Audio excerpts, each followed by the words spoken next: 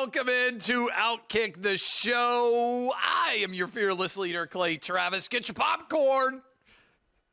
I have kicked the hornet's nest, and I'm going to keep kicking the hornet's nest, but I'm just going to make sense. And that is something that is in rare supply in the fevered realms of the internet. I'm going to talk about Jeffrey Epstein. I'm also then going to cover a lot of ground with the TSA ending the shoe removal requirement, Superman's director, Crazy Town talk, Joe Biden's cell phone call, NCAA college football 26. Let me know what video assets we have. I'm not sure what we have up there right now. So text me and let me know what we have, because there may be something else that I want to talk about. But I want to start with the reaction to the Jeffrey Epstein story. And I'm going to walk through it, and I'm going to tell you what I think is most likely, what I think likely occurred. And some of you are going to say, oh, my goodness, Clay Travis is a Russian asset, or Clay Travis is a Chinese asset, or they got to Clay. Really, I think you've just gone crazy, and I'm hyper-rational. But let's walk through this entire process, all right? And so I believe it was Sunday night, news comes out. They say that they've reviewed all of the evidence, and I'm paraphrasing here, so I'm not directly quoting. They've reviewed all the Epstein evidence, Pam Bondi, Kash Patel, and Dan Bongino, and they say there is no additional criminal behavior that they have been able to uncover, and that most of the videos, pictures, whatnot, many of them involve minors or individuals that Epstein was sleeping with, potentially. And there are no more charges that are coming, and people are losing their minds, and they're now accusing Pam Bondi, Attorney General, and Kash Patel, and Dan Bongino of somehow being complicit in the conspiracy. And I am here to tell you that is crazy, okay? It's easy to just keep saying, oh, there's a conspiracy, oh, there's a conspiracy, oh, there's a conspiracy. I do not know. Let me just give full disclosure. I do not know Pam Bondi. I don't believe I have ever met her. I do know Kash Patel. I advocated for him to become FBI director. I think he was a good choice. I do know Dan Bongino. I've known him for many years. I respect Dan Bongino, know that he busts his ass and has worked super hard to build the audience that he had, and he gave that up, millions of dollars, to go work for the FBI. And I do not believe for a scintilla of a moment that somehow Pam Bondi, Kash Patel, and Dan Bongino are engaged in some sort of massive conspiracy. I think that is crazy town talk. And I think that people who believe it are going into the fevered realm of crazy town. So let me tell you what I actually think is the most likely to have happened here in general. First of all, I think that through relationships, Jeffrey Epstein, with the founder of Victoria's Secret, Jeffrey Epstein was able to have access to a lot of very pretty girls, including supermodels, when it came to throwing parties and doing social events. And I think as a result, that allowed him access eventually to a lot of rich and powerful men. And leave aside everything else, and let's start here. The two most powerful groups of people throughout human history are old rich guys and young pretty girls. And if you are able to put old rich guys in the party of young pretty girls, you oftentimes are creating situations that intelligence agencies have been exploiting for generations. And so I think the most likely story, in my opinion, to explain the rise of Jeffrey Epstein and how he went from not very wealthy to extremely wealthy and extremely well-connected is that he was able to leverage his connections with good-looking girls into relationships and sometimes compromising situations that intelligence agencies around the world were interested in. That is, to me, the most logical aspect of this entire story. And that in order to preserve some of those relationships, meaning the relationships with the intelligence agencies and all of the different assets around the world, that some of that data was destroyed and is no longer in the possession of the FBI or the CIA or our intelligence agencies. That's what I think is the most likely. That's me trying to read the tea leaves. That's me without any involvement. It's not like I'm sitting around reading Epstein files. And I think that's the most likely outcome. What I find to be outrageously unlikely is that inside of the FBI, Kash Patel and Dan Bongino and at the FBI, and then Pam Bondi at the Attorney General's office, that they have in some way uncovered a massive trove of illegal behavior by prominent people, and they are not publicizing it because what? They're a part of the conspiracy too? Like, what sense would that make? It doesn't add up. And people say, well, they're protecting Trump. Look at what Democrats did to Trump. They tried to bankrupt him. They found a random chick who worked in a department store in New York City 25 or 40 years ago to allege that he sexually assaulted her. They found and funded her lawsuit. They found a porn star that Trump paid money to and tried to turn it into, 34-count felony? They tried, the FBI raided Mar-a-Lago. They tried to put Trump in prison for the rest of his life. We had double assassination attempts, all designed to try to end Donald Trump's political career over the past decade. They tried to bankrupt him. They tried to kill him. They tried to imprison him for the rest of his life. And there's evidence that he was sleeping with minors and Jeffrey Epstein, and they covered that up. Merrick Garland, Hillary Clinton, all of them were like, oh, we'll try to put Joe Biden, Trump in prison for the rest of his life. We will do such a poor job of protecting him that almost a year ago, this random guy nearly kills him. They nearly killed him again at West Palm Beach at his golf club. They raided Mar-a-Lago and went through Melania's underwear drawer. They charged him with crimes in Florida, New York, D.C., all over the country, Atlanta, down in Georgia. They tried to put him in. All of that happens. All of that happens.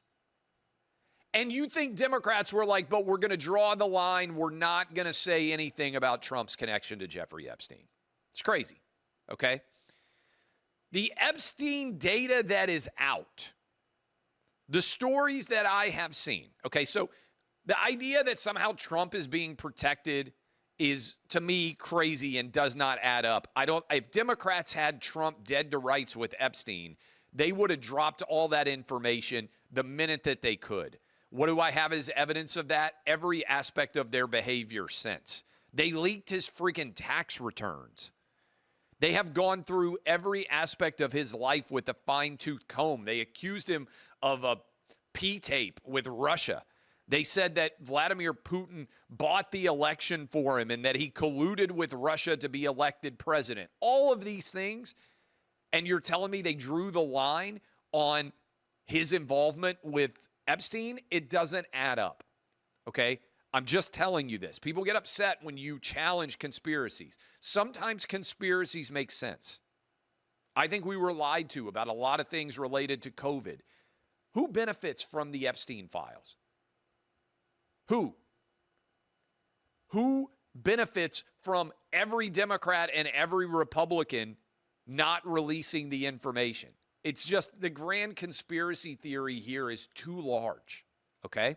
So that's my Trump analysis and my Dan Bongino and my Kash Patel and my AG Pam Bondi. Now, if you want criticism, I think that Pam Bondi did not speak well when she did the interview on Fox News, and she said that that file was on her desk. I think she was saying she was reviewing the files, but I think that she spoke as if it were the case that she had tons of incriminating information. That was the way that it spiraled forth from there. I also think that the release of information surrounding the suicide and more has been very suspect. And I have said before, and if you want me to say, okay, Clay, what do you think about Epstein? I do think the fact that Epstein died in a suicide-proof ward with a guard who fell asleep, with cameras that were not working, and then they posted cameras from outside of the hallway, and those cameras were a function of supposedly off by a minute or whatever else. That's messy. And I think it was messy of Pam Bondi when they had influencers into the White House and they gave them binders, and basically the binders didn't have much information, and they tried to say, oh, it's the Epstein list, the Epstein file, all those things. I think the most likely outcome, if we apply Occam's razor here, is there's not much information in those files. And much of the information that does exist is just evidence of Jeffrey Epstein's sexual peccadillos. Also, some people are like, well, there's a huge ring of, minors that Epstein's running and all these things. I haven't seen evidence of that. Talking about the evidence that is out there, Epstein had an entire harem, basically, of women. He had the woman who was put in prison, who was basically his madam, for lack of a better way to describe her. She would go out, approach women, bring them into him. But everything that I have seen suggests that Epstein was preying on women that were of age in some states. I say that. Every state has different laws as to what is the age of consent. And for instance, I believe I am correct. I promise you're not going to get fired for looking it up. I think the state of Alabama, the age of consent is 16. There are a bunch of different states. Some of them, we tend to say 18 is the age of minor or majority in the country, and it is true to a certain extent. But there's actually, every individual state has its own age of consent law. And so some states are 18, other states are 17. Some states are 16. I think some states might even be 15. My point on this is Jeffrey Epstein was engaged with 16, 17, 18-year-old girls to the extent that they were underage. Not 9 and 10-year-old girls. Now, everybody's going to clip this and be like, oh, there's a difference. And the difference is, in some states, Jeffrey Epstein's behavior would have actually been legal. And if you want to take that up, then that's a fair accusation. I think it's somewhat strange that we have different ages of consent in different states all over the country. And look, I think, yeah, I'm correct, according to the team. The age of consent in Alabama is 16. I believe the age of consent in my state of Tennessee is 18, which means if you drove from Huntsville, Alabama to Nashville, Tennessee, where I live, you could have a legal relationship with a 16-year-old in Alabama, and it could become illegal in Tennessee. That's a complicated issue. And there are lots of different states out there where this could be an issue. And it is something that is of major issue. There is a difference between having a relationship with someone who is 16 and someone who's 9 or 10. And people are like, oh, you can't talk. Well, that's the law, right? So this whole idea of what is being protected, I think the evidence all supports that Jeffrey Epstein had access to lots of young, attractive women, and there were lots of rich men who wanted access to young, attractive women, and he used his access to young, attractive women as a way to make money and potentially be an intelligence asset of foreign countries, because one of the top ways that intelligence assets are able historically to take advantage of men is through the honeypot scheme, which is, honestly, if you want to circle back around to the big conspiracy theory on the left, it was that Trump was a Russian agent. Why was he a Russian agent? Because they said, according to the Steele dossier, there was all this behavior of Trump with Russian prostitutes, and that was why Vladimir Putin had him by the balls, and that was why Trump would never stand up to Russia. That was all a lie. Okay? There is a lot of lies on the internet. This is going to stun you. There are lots of lies on the internet. I dive into a lot of these stories. I will look at them. I'll tell you exactly what I think. Now, some of you are going to say, oh, somebody called into the Clay and Buck show earlier when I was talking about this.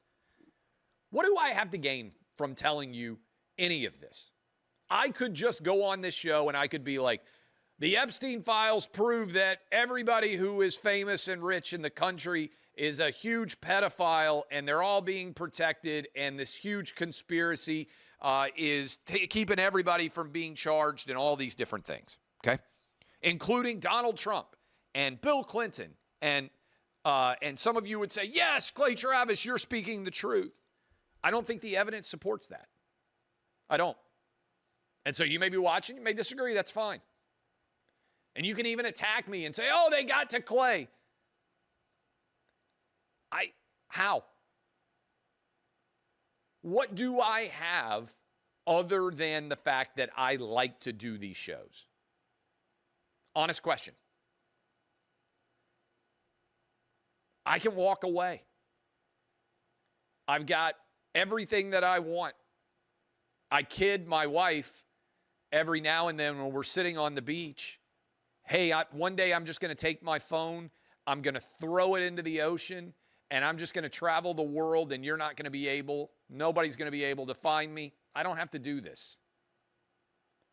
I've got FU money. People say, well, what's FU money? It's a good question.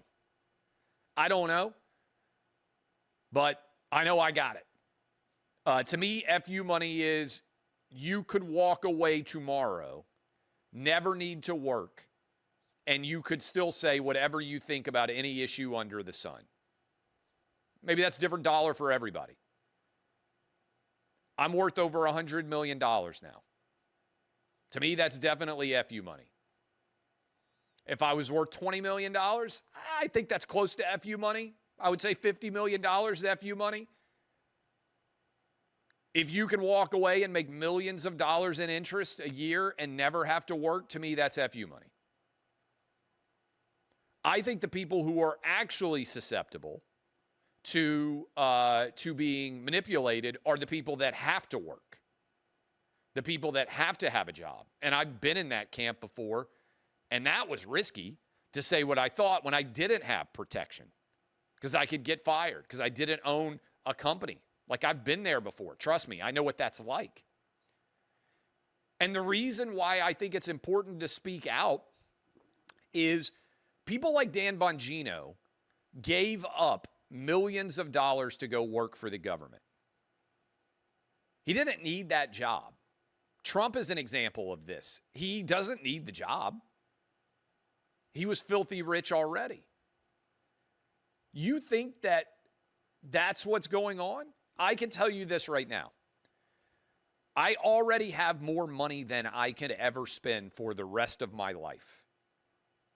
Go study my entire career. The thing that I care about the most is saying exactly what I think. Now, I can't speak for anybody else, but I think there are a lot of people who reach my level that the thing they care about the most is total creative freedom. That's what I care about the most. No one ever says to me, you can't talk about that. You can't say that. Be careful if you say that. That doesn't happen. No one. And I think that's the reason why my audience has continued to grow.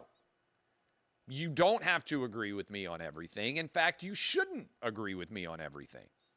You should use your own powers of perception. You should use your own powers of analysis. What I am telling you is a lot of you, I think, based on the evidence, who believe that there is some grand conspiracy surrounding Jeffrey Epstein are wrong. And I think the reason why you feel so unsatisfied is a lot of people are telling you that they've reviewed the evidence and it isn't there. You've been sold a bill of goods. That's what I think the evidence shows. I don't buy that the entire government, Democrats, Republicans, people who are from media, out of media, Donald Trump, Joe Biden, Merrick Garland, Pam Bondi, Kash Patel, Jim Comey, whatever the heck that guy's name is, all of them disagree on virtually everything under the sun, but they all are united in protecting the Jeffrey Epstein list from ever seeing the light of day. Does that make sense to you? They disagree on everything else under the sun, but now multiple administrations that have very different positions on so many different things under the sun, they're all agreeing to engage in a vast right and left wing conspiracy uniting together to keep you from hearing about the Epstein files. And they're constantly accusing different people of being in them, including the latest Donald Trump. And you think all the Democrats just chose not to use that information against Donald Trump? It just doesn't add up. It really doesn't. The most likely outcome to me to explain Jeffrey Epstein is that he had access to a lot of pretty girls that somehow through Lex Wexner, I believe was his name, Victoria's Secret CEO, he was able to leverage that relationship into an ability to interact with a lot of very famous guys. I think his calling card for that connection was pretty girls, maybe initially Victoria's Secret models. Hey, come to dinner with me. I'm going to have these two Victoria's Secret models there. You'll get to meet them. But what's going to motivate Bill Clinton? He got a blowjob from an intern in the Oval Office. You think he's not going to show up if there's a Victoria's Secret model at dinner? I mean, come on. That all makes sense to me. Now, I've never met Jeffrey Epstein. I've never met Pam Bondi. I told you that I know Kash. I've met him. We've had him on the show several times. I've known Dan Bongino for years because he worked at Fox initially. He's also in the radio business. He's a big Auburn fan. Talk about college football. The guy is busting his ass trying to do the best things that he can to make America as safe as possible. I think he got in there. I think he looked at it. Now, you heard the question for Pam Bondi. Is it possible that there was evidence that showed Jeffrey Epstein was an intelligence asset of this country or a foreign country, and they destroyed that evidence because they're still trying to protect other agents, other individuals? Yeah, I think that's possible. Maybe even probable, because that would help to explain the blackmail tactics and how he ended up with so much money. But the idea that somehow there's a grand conspiracy and everybody is hiding all this information, it just doesn't add up. And if that makes you upset, so be it. I don't really care. The other thing you can do is go back and look at my entire history. Some people look over their shoulder and they're like, hey, who's lining up behind me? I'm not one of them. I don't care. If you watch and you like what we do, good for you. If you listen and you like what you hear, good for you. If you hate it, so be it. Doesn't really impact my life. It really doesn't. I do what I do because I love it and because I think it's important to shine a light on a lot of different stories that I think help to make the country move in a more positive direction than it otherwise would if I didn't exist. Had this conversation with my wife the other day. The reason why I'm not yet ready to retire is if I'm not here, nobody does what I do. Legit, there is no replacement for me, for better or worse. If there was, I'd go hire him. I would love to hire 25-year-old Clay Travis. I would love to hire 35-year-old Clay Travis. I've been doing this for 20 years. I've yet to find that person. If you know them, well, let me know. Because I would like to have them as an employee at my companies. I'd like to have as many people who work as hard as I can. The biggest issue I have is I work harder than almost anybody else in this entire business because I love it. But I got to tell you, it's important, I think, to call balls and strikes and to be willing to speak truth as I see it, analyze facts in hyper passionate and energized spaces. And if that makes you trust me less, so be it. But that's what, to me, all of the evidence reflects as it pertains to Epstein. And I think that is I think that's the reality. I could go through all of the different comments, and they would be fabulously entertaining. And I am, in fact, I'll run through some of these. Let's do that. By the way, encourage you to go subscribe on YouTube. I'm going to start running through some of the YouTube comments, and I'm going to have the team put together, especially in the summer, collated questions. I won't look at them in advance, and I'm just going to say, hey, email me a list of 10 questions, and I'll respond to them in person. You're Jewish. Everyone should understand this when you comment on any story that implicates Jewish interest, i.e. Epstein. Decent theory, only one flaw. I'm not actually Jewish. Sorry. You're so rich, you don't have to work for anyone, and yet you still choose to betray your fellow countrymen on behalf of a foreign nation. You are so much worse than a cheap prostitute. You are a traitor in the truest sense. You need to get out of our country. You do not belong here. Where should I go? I mean, in all honesty, where's the best place to go? Not a big fan of cold weather at all, so I'm taking it off the table. Not a fan of always super warm weather, although much more warm weather than cold. Don't want to pay taxes. Also have kids. Need reliable Wi-Fi. Good schools. Where should I go? I think that is I think that's a interesting question. So if you got ideas, you can let me know. Let's see. Don't criticize the government. They're your buddy! Exclamation point. I criticize the government all the time. But if you only always criticize the government, then you're probably wrong. I look at this from a sports perspective. Sometimes coaches make bad decisions.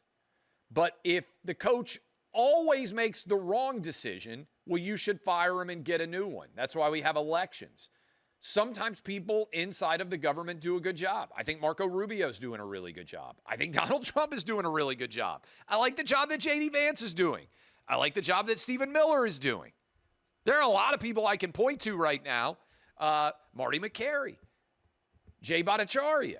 There's a lot of people doing really good work inside of this administration. I think that the Supreme Court decision they recently made, 6-3 on trans care, really good one. I thought Amy Coney Barrett's recent opinion destroying Ketanji Brown Jackson, really good one. Doesn't mean I agree with every Supreme Court opinion. Agreeing sometimes with the government doesn't mean that you always agree with the government. What an asinine thing to say. Stop treating them like children. Well, all I'm saying is I trust Kash Patel and Dan Bongino to do good jobs at the FBI. How is that treating them like children? He's either compromised or a liar, deserves zero credibility. Okay, I disagree. We know who you work for. A picture of Netanyahu. Really? What are they paying me? It would have to be gobs of money, and everybody would see it, and I would be a foreign agent. Spoiler alert, nothing. I haven't been paid anything to ever, to my knowledge, give an opinion. Let's see. I'm going to keep reading. These are the criticisms from underneath my comments. The Jew defends the government's verdict. Pay attention, people. Clay is a part of the club. Yes, I am Jewish. Not really, actually at all. And I'm a part of the club. Like, what do I gain? First of all, I'm not a part of the club. I'm sitting in my house in a T-shirt doing a show. If there's a club, I don't think I'm a member of any club. In fact, the only club I've even tried to join recently, this is a true story. For our 20th anniversary, happy birthday to my wife, Laura, by the way. For our 20th anniversary last year, I was trying to think, what do I get my wife? What should I give her as a 20th anniversary present? And for once, I was way in advance. I was like 6 months out early. And I was like, you know what? We've been to the Soho House a couple of times. They have one in Nashville. It's not even that high end of a club, but they have them all over the country. And if you want to go to a restaurant or you want to stay in a hotel or a pool or whatever, I was like, this is a good gift. They wouldn't let me in. And I even tried to buy a global membership. They wouldn't let me in, I guess because I'm too controversial. I don't know. I'm not a member. Okay, I'm a member of my golf club. They let me in a long time ago. Barely cost me anything. I think that's the only club I'm a member of. Let's see.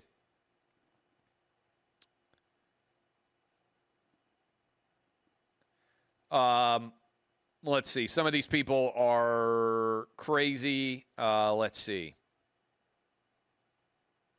Anyway, like I can run through. Most of these comments are so illogical and not particularly even rational that it's hard to respond to them. I would just point out that if you believe that Merrick Garland and Pam Bondi are both working in conjunction with each other, shaking hands as Democrat and Republican to avoid having to have any sort of release of the Jeffrey Epstein files, I think that's crazy. I think that's crazy. I really do. And I think you should get off the crazy town train because I'm here to tell you it doesn't logically make any sense. All right, several other different things. Positive. TSA has ended the shoe removal requirement. I don't know how many people are going to go from Epstein to TSA shoe removal requirements in the same show, but this is a no-brainer. This is a 100% smart decision. I don't know that there's any benefit whatsoever, frankly, that we really gain other than cosmetic theater from TSA. And I say that even though there are a lot of TSA workers who watch this.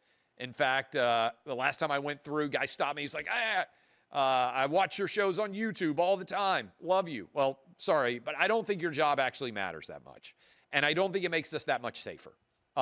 If we had regular, just walk through metal detectors like we do for every concert, whatnot, I think that would probably work just as well. Taking your shoes off has always been moronic. Making you take your laptop out of the bag and put it in a separate conveyor belt doesn't make sense to me.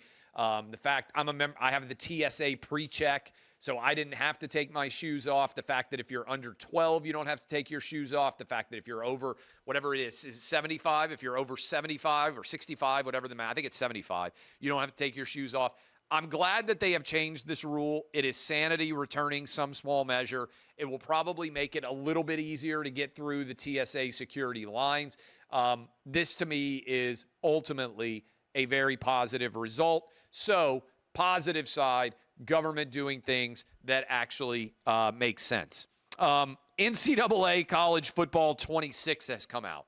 I promise if you hear kids yelling in my house, it is not me hiding Jeffrey Epstein people in the house. It is my kids screaming because they are now playing NCAA College Football 26, the EA Sports game that came out. I gave up video games because they got too advanced for me. Every now and then I play one of my kids in Madden, and usually I lose. I think I can still beat the 10-year-old maybe. 17 and 14-year-olds smoke me. They're way better at the video game controllers have gotten too complicated. My 14-year-old, who has been playing this game nonstop since it came out yesterday, I think it came out yesterday, says that this gameplay is much more difficult. So to the extent that you want a review of gameplay, the answer is that this one is way more difficult in general than others. And he says it's fabulous and lots of fun. And I can hear him downstairs as I am doing this show yelling at the computer screen over how those things are going. Joe Biden. Joe Biden's out of office, and somebody was working on a book about him. And I thought this was pretty funny. Let's see. On March 25th, when he'd been out of office just over 2 months, Biden said he would be willing to speak on the book the next day. The next morning, he answered, said he was running late to catch a train. This is a reporter, got Joe Biden's cell phone number. He said he had a very negative view of Trump's second term. I don't see anything he's done that's been productive. Asked if he had any regrets about dropping out of the presidential race. He said, no, not now. I don't spend a lot of time on it. And then this reporter says, after the first call, furious Biden aides repeatedly called and texted the writer. After the brief second call, aides blocked the reporter's calls to the former president. 2 days later, a message from Verizon Wireless replaced Biden's voicemail. The number you dialed has been changed, disconnected, or is no longer in service. How in the world would that be necessary but for the fact that Biden's staff is panicked because they know he has dementia and they're so terrified that he might talk to a reporter and they have no idea what he might say? Trump, by the way, has a cell phone, answers it all the time, talks to people, reporters on the cell phone all the time, picks it up and has conversations on it all the time. And a lot of times his staff is not involved. Now, you can argue, hey, if you wanted to, maybe the president shouldn't be doing that. But that's a sign of how plugged in to media Trump is, that he's doing these sorts of interviews all the time. Joe Biden's new cell phone number gets out, reporter calls, and his entire apparatus around him panics, and there is just a terror associated with it. So I did think that was interesting. Last part of conversation today, I want to make sure that I get this quote right, so I am scrolling through and we'll find it here shortly. The new Superman movie is coming out this week, and I was actually kind of excited to see it. I thought to myself, you know what? This is going to be a entertaining movie. I tend to like superhero movies. I thought the Superman would be good. I think, the original Superman came out in like 78, if I'm not mistaken, the first Superman. I know the Batman with Jack Nicholson, I believe, came out in 89, which were kind of the universe of all of those shows came out in that space. James Gunn, who is the director, said, according to Variety magazine, Superman is about, quote, an immigrant that came from other places and how we've lost the value of basic human kindness. Yes, it's about politics. Again, Superman about an immigrant that came from other places. And he says that we've lost the value of basic human kindness. Yes, it's about politics. Why? If James Gunn had said, yes, Superman is about politics, we have got, in my opinion, the most super president of my life, and basically Superman is an allegory for what I believe is the job that is being done by the president of the United States. I'm super MAGA, and that's why I made a super MAGA version of Superman in honor of Donald Trump. I would say you're a moron. Not because I happen to disagree with that take necessarily, but just because if I was given hundreds of millions of dollars to make a superhero movie about a Superman, I would want everyone to go see my movie. And I wouldn't want to say that it was political in any way. I would want to say, hey, I think this movie is going to appeal to Democrats, Republicans, and independents. It's about uniting us in common humanity and a quest for super heroic achievement of humanity, which is, I think, something that we all aspire to be, supermen or superwomen in our chosen pursuits of life and in our chosen pursuits of fatherhood, motherhood, brotherhood, sisterhood. Everybody, to me, is trying to be Superman, and that is why it is a universal story that connects with so many people across the political spectrum: white, black, Asian, Hispanic, gay, straight. We all aspire to have a Superman inside of us. That's me, right off the cuff, with no preparation for questions that I'm going to be asked. And that's a movie that every one of you would want to go see. Why can't he answer that question? This, to me, ties in with Rachel Dolezal. When a studio gives you hundreds of millions of dollars to make a movie or millions of dollars to star in a movie, to me, the absolute least you can do is work your ass off and try to appeal to the largest possible audience so that the movie can have the biggest possible reach and impact and profit. And I want to do that not only for myself, if I'm an actor, but for the guy holding up the camera, for the script writer, for the makeup artist. I've done enough television to know that television requires an army.